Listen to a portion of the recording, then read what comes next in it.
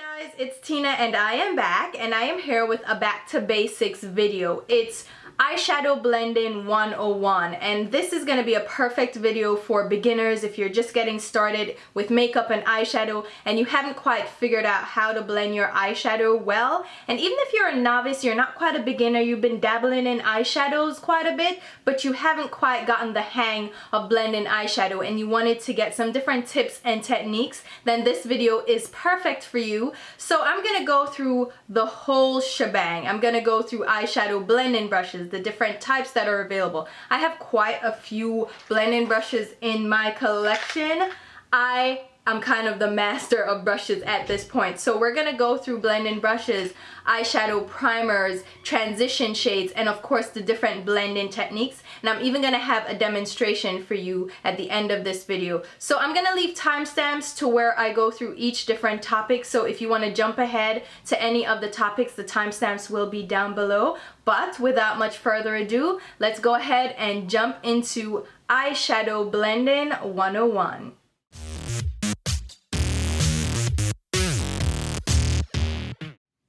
Now, my very first tip for you with blending eyeshadows is to pack your patience. And I know people always say that, but it's so key, especially for blending eyeshadows. You have to be very, very patient and take your time and practice. It is key to practice because it's not gonna happen overnight. Even the best of us, it doesn't happen overnight. For me, I used to get home at night and before I took a shower, before I washed my face, I would practice applying eyeshadows and blending them out. I'm gonna wash this face off anyway, so why not go ahead and take a few minutes just to play in some makeup and blend it out. And I found that that really helped me. I just had fun with it and tried to blend and learn different techniques, and it really truly helped me. So pack your patience and don't worry if you don't get it overnight. It's not gonna happen like this.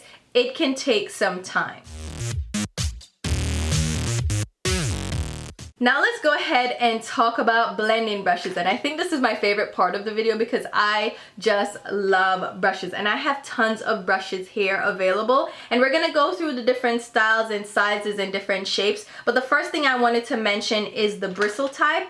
There are various blending brushes on the market, various brands to choose from, and you can choose between natural haired bristles and synthetic hair bristles. Now if you're looking for cruelty-free and vegan, then you're gonna need to go towards the synthetic type, and synthetic can vary a lot. You have synthetic bristles that can feel like nylon bristles, and they're very slick and shiny and they don't really pick up color or blend very well. But synthetics have come a long way, and there are various ones on the market now that are top notch. The ones I recommend and that are on the top of my list would be It Cosmetics, has very great synthetic haired bristles. And then you have Cozzette brushes that I personally really enjoy using.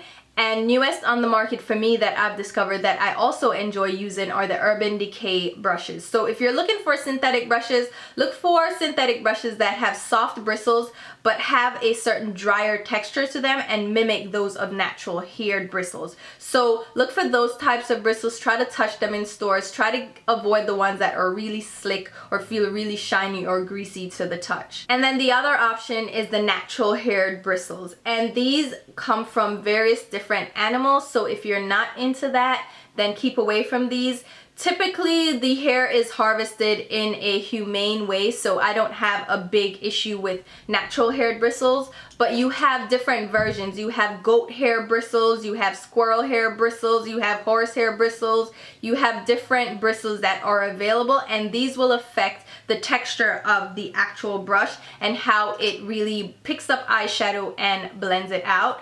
And some options also give you the synthetic and natural hair blend. And those to me give you the best of both worlds because it's a synthetic and natural hair blend, and they're gonna pick up color very well and blend it out very well. And I find for me the best blending I get is from a goat haired bristle because it can pick up color because it's a rougher texture, so it picks up color really nicely, but it's also very soft, so it blends and diffuses color very easily. If you're going for a very light, very soft hair, a squirrel hair bristle is also great, but they're not gonna pick up and build up color as much. And that may be what you're looking for. You're looking for a brush that's just gonna really diffuse color and give you a light wash. A squirrel hair bristle would be your best bet. And as you go down, the softer the bristle, the natural hair, it's gonna diffuse color a lot easier. But the drawback is it's not gonna build color as much. I find the best blending brushes for me that move color and pick it up would be a goat haired bristle or a mix of goat and synthetic hair. So let's go ahead now and jump into the various different brushes that are available and the different sizes as well. So we'll go ahead and start with my large all over shadow brushes. These I typically use to lay down my base shade or my transition shade in the crease. They're large and fluffy, so they give you a nice wash of color. They're not really going to pack on color. They're instead gonna give you a nice diffused look in the crease. The first one up is my Tom Ford number 11 all over shadow brush. This is made from goat hair. It is very soft and it picks up color nicely because it is a goat hair brush, and it also buffs it in the crease very smoothly and evenly. Then we have our IT Cosmetics for ULTA brush. This is the number 216 all over shadow brush. This is the synthetic version, and it is also very nice and soft, but it's a little stiffer than the goat haired brush. The head of this brush is a little bit wider than the Tom Ford one, so it blends color nicely in the crease because of that wider surface area. The bristles are also staggered, meaning they are different lengths, so it's a little bit less dense at the very tips of the bristles, and that gives you a very soft diffused look. This one is also from IT Cosmetics for ULTA. It is their airbrush all over shadow brush. This is the number 119. And this one is similar to the previous one. It is a little bit more dense, but it does still have that wide rounded brush tip.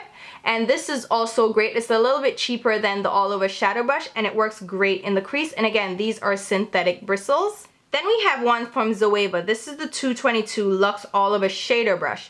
This one is similar to the Tom Ford one. It's made from synthetic and goat hair. It's a very soft brush, so you will get nice soft color in the crease. The tips of the bristles aren't as wide as the IT Cosmetics ones, but this is also a very good one for laying down color in the crease because it is very large and fluffy.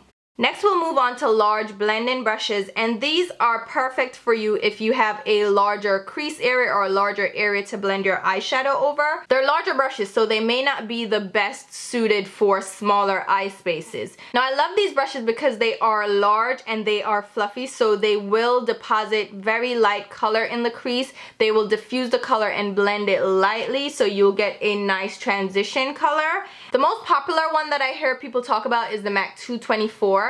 It's a beautiful blending brush with a pinched ferrule, so the base of the brush is gonna be tighter and smaller, and then as you go out, it will come out into a dome shape and it will be very fluffy. Now, I personally don't like this brush. I do love the shape. I just don't like the bristles because they tend to be very scratchy. So I really do not recommend this one. As a great alternative, I use a large blending brush from Hakuhodo. This is the J5522. This one is also pinched at the ferrule and it comes out into a more tapered shape. It isn't as rounded at the top, but it does accomplish the same thing. It blends color nicely in the crease and it will give you a nice diffused look. Now, there is a little bit of a tapered point, so you can get a little bit of concentration also in the crease if you wanted to add depth and not diffuse as much of the color out into the brow bone area. Another beautiful brush that I recently discovered is the Eddie Funkhouser brush. This is the large blending brush, and this is available at Rite Aid stores, and you can Google to find it as well. But it is a beautiful blended synthetic and natural hair brush, and it has a large domed top and it is rounded, so there's no taper in here. It is a rounded shape. Now, this is definitely better for a larger brow bone area because it is larger at the tips, so it will fade color and diffuse color in a larger space. So if you have large eyelids, this is a great one, and it's an ultra soft brush and it's really great for blending out color in the crease. And if you're looking for a synthetic alternative, we have the Cozzette number 4 eye blending brush. This is from the Infinite brush series. This one, again, is synthetic hair. It's really soft. It's tapered at the tip just a little bit, and it does have a wide top, so it is great for diffusing color in the crease. Moving on to the more traditional style of blending brush. These are a medium-sized blending brush. I showed you the larger ones before. These are useful for the majority of eyes because they're in between sizes. They're not too large or not too small. So they're great for the majority of people. I have quite a few options here. The most popular one we'll start with is the MAC 217, which has always been one of my favorite blending brushes. I have found better alternatives that are a little bit softer and a little bit more affordable, but this brush is definitely a no-brainer. It is a great brush. Again, it has a pinched ferrule and a more domed shape, and it does have tapered edges, so it's great for blending in the crease and even getting a concentrated crease line if you're going for that. And here you'll see the size compared to the Hakuhodo J5522 brush. You will definitely see that it's a smaller sized brush, as I mentioned before. And again, this is gonna suit the majority of eye sizes. Now, as I mentioned, I did find an alternative to the MAC 217. This is the Hakuhodo J5523 brush. As you can see, they have a very similar shape. The 217 is a little bit fluffier, which is not necessarily the best thing, especially when I'm trying to concentrate my blending and not diffuse and blow out the color too much. The J5523 from Hakuhodo is a great alternative. Again, it has a more tapered shape. This one is a little bit flatter and a little bit more pinched, but it still does a great job of blending out color and diffusing color if you just use it from the side and just use the tips to blend the color in the crease. I love this brush. And here are some other alternatives. You have the Smith Cosmetics 232 blending brush. As you can see, this one has more splayed bristles at the top, so it will give you a more diffused look in the crease. It's not as concentrated. And then you have a cheaper version here. This is the Zoeva 221 Luxe Soft Crease Brush. This one again is a fluffier shape and it is rounded at the tip. It is not as soft as the other brushes, which are natural goat hair. This one is a synthetic and goat blend, and it's a little bit scratchier, but it does get the job done. Here are two more alternatives. This one is the Zoeva 227 Luxe Soft Definer Brush. This one has a more blunt shape at the tip. It is still rounded, but it's a little bit more blunt. This one is a little bit softer than the previous one, and it will give you a nice diffused look in the crease, and it is cheaper because it is from Zoeva. Then you have a more expensive version. This is the Chikuhodo GSN number 10 brush. This one is a great brush. It's really soft, but at the same time it's stiff, so it does pick up color really well and it blends nicely in the crease area. Moving on to smaller brushes that are great for more detailed crease work and best for smaller eyes. We have the MAC 221 brush, which is a beautiful small crease brush. This one is ultra soft and it has a very small shape to it. It's definitely not as wide as the 217 brush, and it will do concentrated blending in very small areas. And then we also have the J142 blending brush from Hakuhodo. This is goat haired again, and it's soft, and I really love this brush. This is my favorite smaller blending brush. It is a thinner brush and it does come to a little bit of a tapered tip. And then we have some synthetic versions. This one is the Sephora Pro Featherweight Crease Brush number 38. Again, another crease brush with a rounded dome top. It is ultra soft and it is great for a synthetic alternative. And then we have the Urban Decay Iconic Eyeshadow E205 brush. This one is a little bit more pinched at the base, but it does have a nice rounded dome shape for great blending. We also have the Cozzette D220 brush. This is a very small tapered point brush. This one again is great for smaller eyes and defined crease work. Then we have a drugstore alternative that's still a little bit pricey. It's from Real Techniques. It's from their Bold Metals collection. This is the 203 blending brush, and it's not the softest alternative. I would prefer to go with IT Cosmetics than for Real Techniques with the same price point. Here is the brush for me that stands a little bit on its own. It's the Sonia Kashuk number 116 large crease brush. This one is a very small, very tightly packed dome-shaped blending brush. It is a little bit denser, so it won't have as much give as the other blending brushes. It's not going to give you a nice diffused color in the crease, but it's great for using in the outer corner and outer V area to get some concentrated color, but at the same time being able to buff out the color so it's not too intense and doesn't leave behind any harsh lines. Now let's talk about eyeshadow primers, which is essential for those of us with oily lids. If you have normal to dry eyelids, sometimes you don't need to use an eyeshadow primer because you don't have to seal in the oils in your lids. But it's always great to use an eyeshadow primer to give your eyeshadow something to stick to, and it will help to intensify the shades as well as help your eyeshadows last a little bit longer throughout the day. But if you have oily lids, an eyeshadow primer is definitely highly recommended for eyeshadow application. What these are going to do is give you a nice, even, smooth base to apply your eyeshadows over. It's going to seal in the oils in your lids so you don't have any wet or greasy or oily areas that the eyeshadows can cling to.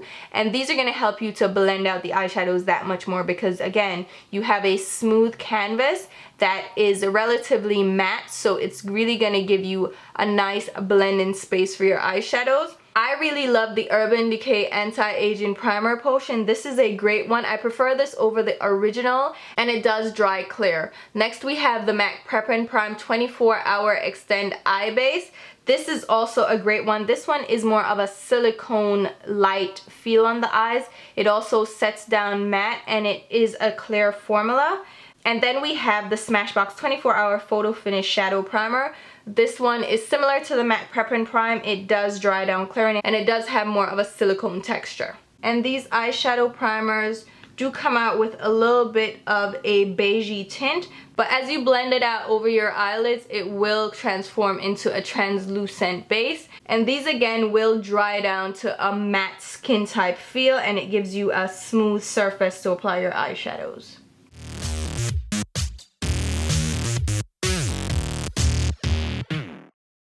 Another critical step for me is applying a base eyeshadow in my crease area to set down my eyeshadow primer and to remove any tackiness from the base that I place down in the crease. For the eyelids, I don't really set it because I want eyeshadows to stick to that area and really stand out with color intensity. So I won't apply the base shadow all over my eyelid. I'll concentrate it only in my crease and brow bone area. I consider my blend-in transition shade as my second primer, and this is going to really help us with blending in the crease and brow bone area where you want a gradient and a nice fade from the crease color that you applied to your brow bone highlight. You want there to be a transition, a blended gradient in that area. Blending powders over powders is much easier than blending a powder over a cream shadow or a moist area. So if you applied a concealer or a foundation over your eyelid space, then you want to make sure you set that with powder so that your eyeshadows won't cling to any areas that have a little extra moisture or they may be a little bit too tacky, and the eyeshadow color will stick to that and then blending will be a nightmare. So when we go for primer shades, those that we're going to use for blending and transition in the crease, we do want to stick to a fully matte shadow or even a demi-matte to a satin finish, which means there is no metallic sheen, there is no frost. You do want to stay away from the glittery, shimmery, shiny shades in the crease area because quite frankly, an eyeshadow look is not very clean or well put together when there is all shimmer all over the eye. You want to maintain a balance between your shimmer and matte shades, so keep your mattes and your satins concentrated in the crease and brow bone area. Now there are obviously different options for what you can use for your base, transition, or blend-in shade, and this will depend mainly on your skin tone. What you will try to do is try to match the shade color as close to your natural skin tone as possible. This way it won't interfere with the other colors that you have on your lid. It's just gonna give you a simple wash of skin tone color. You can also go ahead and use a colored transition shade, but I recommend using this in addition to your skin tone color. Say you have a dark purple or a dark green or a dark blue that you want to use in the outer V area or outer C, but you need help blending that from that really dark color to the light highlight shade on the brow bone. You can go in with a color that is lighter than that deeper color. So you choose one that's in between shades, and you can choose a couple of shades that's in between shades to help give you that gradient effect. So you're blending from a dark shade to a lighter shade to a lighter shade. So you can use a colored transition shade But I think a skin tone transition shade is key because, like I said, it's going to set down that primer and really give you a nice matte powdered transition area to blend your colors against. And you will find that you do not even need those additional in-between colors to give you that gradient, because as you blend that darker shade against the transition shade, it automatically just fades into a gradient of that color. And you can even go in with a translucent face powder. This is probably the best option and it will suit the majority of skin tones. Just set your eyeshadow base down with a translucent base color and you will use one of the larger, fluffier brushes for this option. Just blend a little bit of this product, a very light layer of this product in the crease area. You can also go ahead and of course use your foundation powder, setting powder, or even a bronzer shade that is very similar to your skin tone. These are great options as well, and they have a matte to satin finish, which is what you're going for. For my skin tone, my favorite transition shade is the Makeup Forever M650 Cookie Eyeshadow, which is just a light caramelly brown, and sometimes I'll mix in the M660 Speculous, which is a deeper shade, but these two colors will work great in the crease for me for blending because they match my skin tone pretty perfectly. Another great one that I've loved since the beginning of my eyeshadow journey is the nude eyeshadow from Smashbox. This particular one was discontinued along with the other Smashbox single eyeshadows, but they have now released a new lineup of single eyeshadows and the nude shade is available if you're interested. And here we have another one. This is from MAC. This is their Pro Longwear eyeshadow in the shade Always Sunny, which again is a nice shade that matches my skin tone pretty well. And then another good blending shade is this one here from Melt. It's the shade Blur, and it is exactly what the name says. It's a blurring shade. It's a very creamy, very easy, lightly pigmented neutral shade, and it works great to blend in the crease area.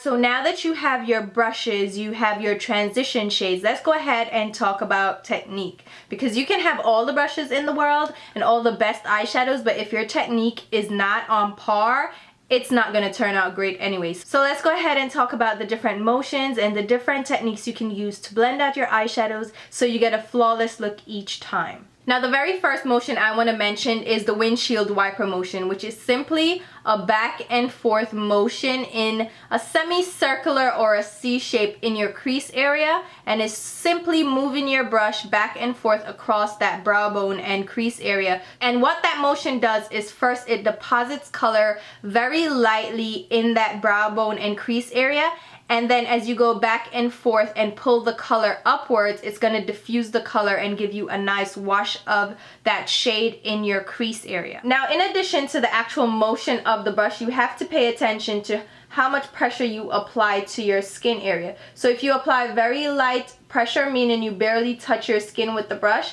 and you move back and forth, you'll get a more diffused look to the eyeshadow. It will definitely dispense and blend that color out a lot more seamlessly, and you can build up color lightly that way. So apply very light pressure and just move slowly and build up color as you go. If you want to deposit a little bit more color, then you would apply a little bit more pressure, and that will push the color up onto your skin, and it will give you more color payoff, so you're going to get more color intensity and not as seamless or as light as a blend. But you can push the color, deposit it, and then lighten up your touch, and then blend the color upwards as you move towards that highlight area under your brow. And a very easy way to control the amount of pressure you apply to your eyelid is holding the brush in a very specific way. If you hold the brush by the very tips of the handle, you will apply less pressure that way without even thinking about it, because the brush is held all the way down to the tips. The further up the handle of the brush that you hold it, it will apply more pressure, so you do have to be more careful with where you hold the brush. Now for beginners, I recommend holding it at the very tips of the handle, so that will give you a foolproof way of applying very light pressure. But as you get a little bit more comfortable, you can hold it more towards the middle and just really focus on keeping the pressure light. And if you hold it right at the ferrule of the brush, like right up against the silver part, you're gonna get a lot more pressure that way. But this can be useful for when you're doing buffing motions, when you really want to move color in a concentrated area. The windshield wiper motion is a very basic, very simple technique that you can use to blend out your eyeshadow, and it is kind of the basis of a lot of other blending motions. You have the simple back and forth motion, which is literally moving your brush back and forth, but this differs a little bit from the windshield wiper motion in that you're using it in a more concentrated area. So you're going back and forth, maybe in the outer crease area, maybe in the middle of the lid, maybe on the inner lid, maybe on the actual lid. So you're just going back and forth, and sometimes you end up doing a zigzag motion, so you move the brush up and down as you go back and forth, and that's going to help you blend colors together on the lid. You can blend just your crease color when you're just darkening up the lid right here on the outer crease, and you just want to concentrate the color right in a specific area. That's when you just do short strokes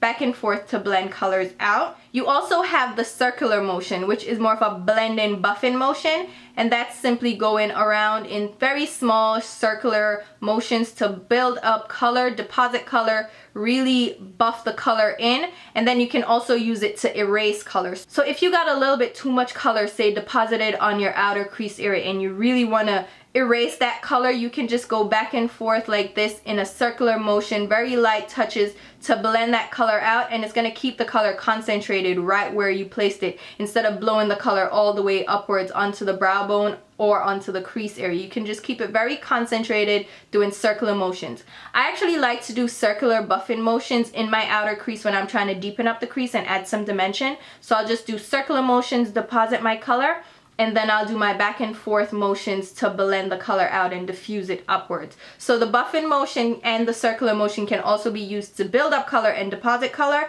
and then follow it up with a zigzag or back and forth motion to blend out the color. And you're going to use a combination of these different motions to blend out your color, and as you practice more and you get a little bit more comfortable with the different techniques, you will figure out what motion works best for what your intention is. So if you want to blow out the crease, if you want to blend the color upwards, maybe you got a little bit too much color in one place and you want to blend it out, you will figure out which one of the motions work best for what you want to accomplish.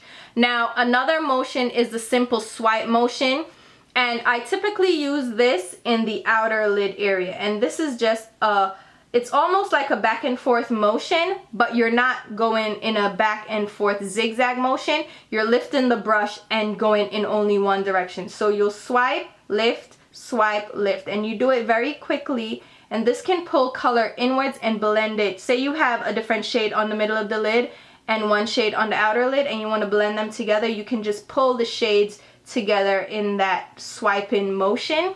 And again, you can use it if you have two different colors and you just want to blend them together. So it's just light touches going in one direction. Either you're going to the left or going to the right, and you're just pulling the color into each other. And again, you can combine this with the zigzag motion to really blend the colors together. The back and forth motion is also very great for blending out eyeshadow on the lower lash line. It is key for fading that color out so you don't have any harsh lines. And you just go back and forth with your brush to fade that color out. And you can do short motions, like we said, do it in short concentrated areas, or you can do a full reverse windshield wiper to really blend and fade that color downwards.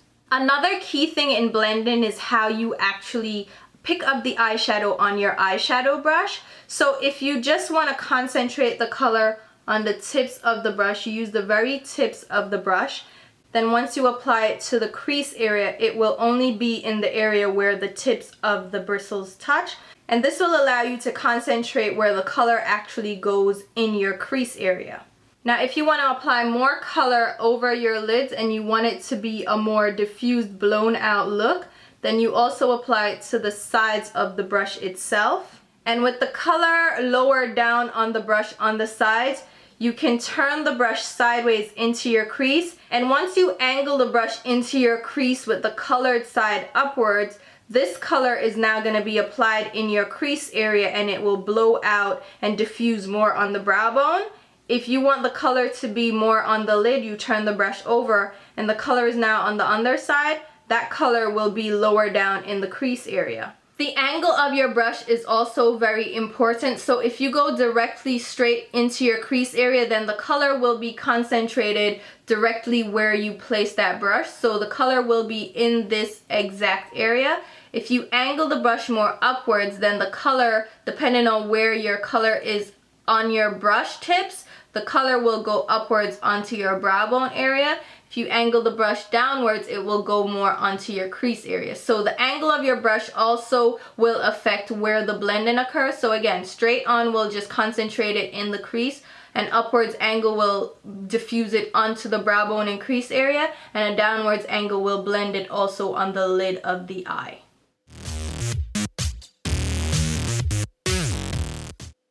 Now let's go ahead and put some of our techniques to use. I'm going to grab my Urban Decay Primer Potion. Again, you want to apply a primer potion, especially if you have oily lids. This is going to help to seal in the oils in your lids, help prevent creasing, and give you a nice, smooth, even canvas to work with. Now I wait for my primer to set down, maybe 30 seconds to a minute. And then I will go in with my blend-in crease shade, and for this I'm using my Makeup Forever M650 Cookie, and I'm grabbing the eyeshadow on my Eddie Funkhouser blending brush, and I grabbed it, as you can see, on the tips as well as on the tops of the brush. And I'm gonna angle this brush right into my crease area with the color angled upwards, and I'm just gonna go back and forth, windshield wiper motions, and again, this is gonna deposit the color and diffuse it and give us just a nice light wash. And I'm just going back and forth, and I'm moving the brush upwards so we can get some of that color from the crease onto the brow bone and closer to our highlight area under our brow. And you will see that we have just a nice wash of color in the crease area, and this is gonna help our eyeshadows to blend a little bit more effortlessly once we get into the crease and brow bone area. Next, I'm going in with this bold, bright purple color, and I'm grabbing my Sonia Kashuk large crease brush, and I'm going to use this color in the outer crease, outer V area. And again, I'm picking up the color on the tips of the brush, and then I'm going to do my circular motion to deposit that color, and then my swiping motions to pull that color inwards onto the lid area. So I'm just doing very quick swiping motions and then my circular motions to build that color up. When you're working with bold colors, start out very slow, start out with a very light wash of color and then build it up from there. So I picked up very little color initially, deposited the color where I wanted it, and then I'm slowly building up the color using my circular motions to build that color up in the crease. And now I'm grabbing my Hakuhodo J5523 brush, and I'm doing very light back and forth motions, almost windshield wiper motions, just to blend that color out. And I'm also combining that with my circular motions just to build and buff that color out. So what I'm doing is moving that color, the circular motions help to move the color, and then the back and forth motion helps to diffuse the color upwards. And what you can do also is grab some of the color on the actual blending brush. So I grabbed it on the tips, and I am going to just pull this color back and forth again, just going back and forth to build the color up, and then lightly start blending it upwards. So I'm just going very small motions. Again, you want to start slow and build up very lightly. And then what I like to do is grab a clean washcloth and remove some of the color off the tips of the brush. So I'll just wipe it back and forth and remove the color. And then I'll go back in and go very lightly at the edges of the color and pull it upwards, blend in as I go in. And again, you're applying very light pressure. You're not pressing the brush down onto your skin to build up color. You're using it to lightly diffuse the color upwards onto your brow bone. Now I don't know if you realize, but the purple hair looks a little bit harsh, so I grabbed a little bit more of the color on my brush, and now I'm gonna very lightly use swiping motions to go over that color and very lightly brush at the edges. So I'm going back and forth over the edges to diffuse the color, and then using circular motions as well to help buff out and fade that color upwards, because we don't want to leave that harsh line there. And again, you can use circular motions, buffing motions, any motions you need to get that color to move the way you want it to move.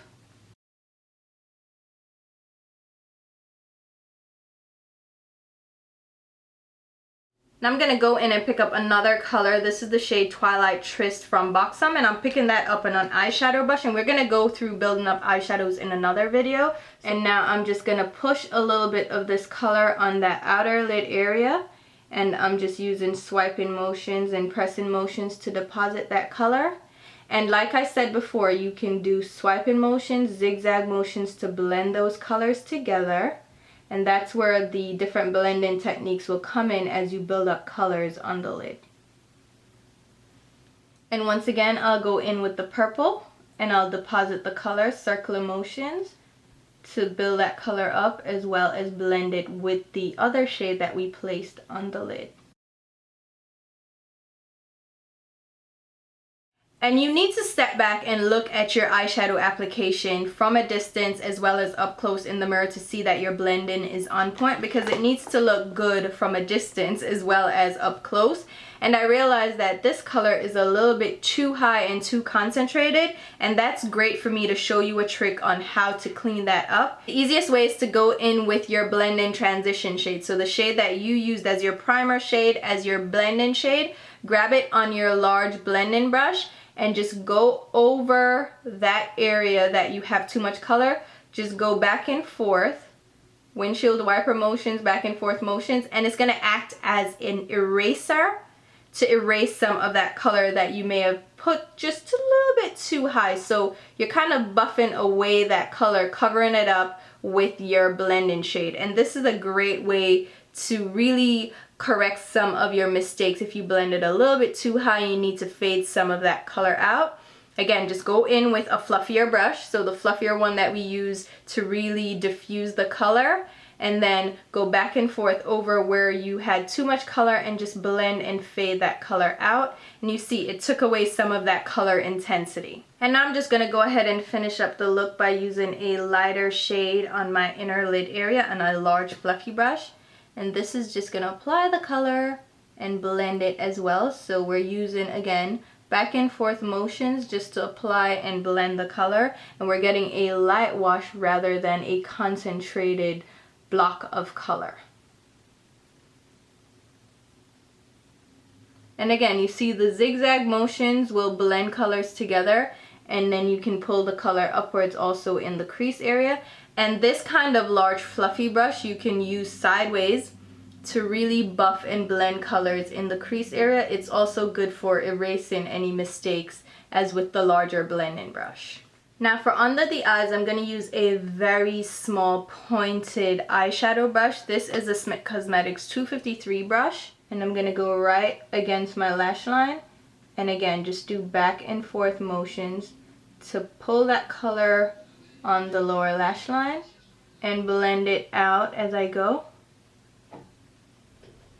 And here what I'll do is go in with a clean blending brush and go underneath and do back and forth windshield wiper motions, and that's going to fade the edge of that color out and give it a nice diffused effect. Alright guys, that's gonna finish up the demonstration, and it was a really simple look just to show you the blending techniques, how they work together, and when to incorporate which different techniques to create the look that you're going for or to achieve the outcome that you're going for. And hopefully this was helpful. I even showed you how to correct some mistakes that can happen when you blend a little bit too far upwards onto your brow bone area.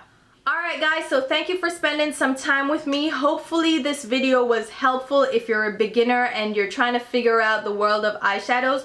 Hopefully this video was helpful in navigating how the heck do you blend these eyeshadows. And remember to pack your patience and just practice, practice, practice. It's not gonna happen overnight. Blending is one of those things that takes a little bit more time to learn and to get the hang of. And hopefully this video was helpful to show you the different techniques and the brushes that are available, how to hold your brush, how to apply the eyeshadow, how to blend it back and forth. Hopefully this video, which I put a lot of effort into, was worth it for you guys. And as I mentioned, there will be a video linked below about applying eyeshadow and getting color payoff and color intensity and building up color and the different brushes that you would use for that versus just blending. So there are different techniques to build in color as well. and I just covered the blending basics in this video. So we'll go into building eyeshadow in the next video, and hopefully again this video was helpful for you. And until my next video, which will be very soon, I'll talk to you. Thanks guys. Bye.